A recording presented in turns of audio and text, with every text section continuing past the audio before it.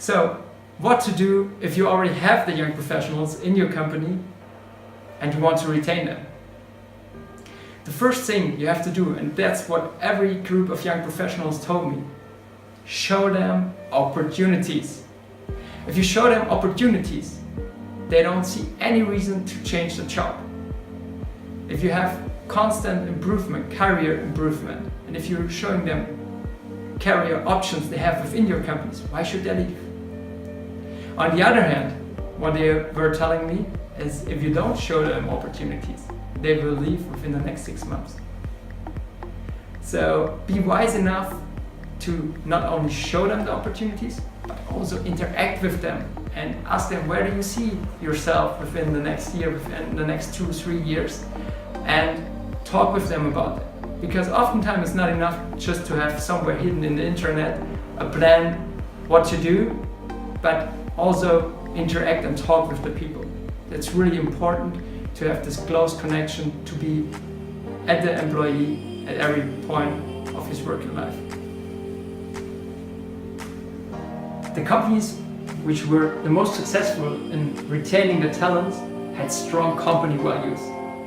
And the company values were not just written somewhere within the company in a nice brochure, but they were lived up on. So one company, they developed a whole game across the company values.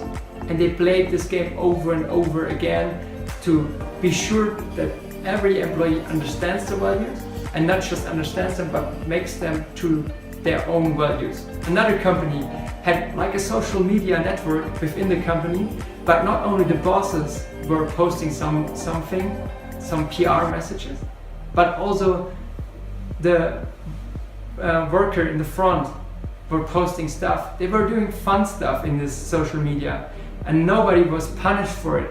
It was really fun to see that good atmosphere there. And if you have nice colleagues, you like to stay in your work. So be sure that you live up on your company values and support a good atmosphere among your workforce. If you want to retain the young professionals within your company, you have to be really aware of what is working and what is not working. And therefore, you have to implement numbers in your HR department. So keep track of key performance indicators in your HR. And not only keeping track, but only benchmark.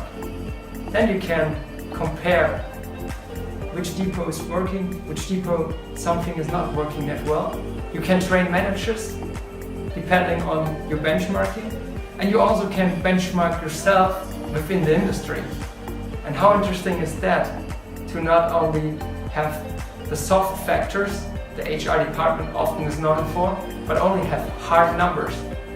One company, they could tell me in which depots they made the most profit.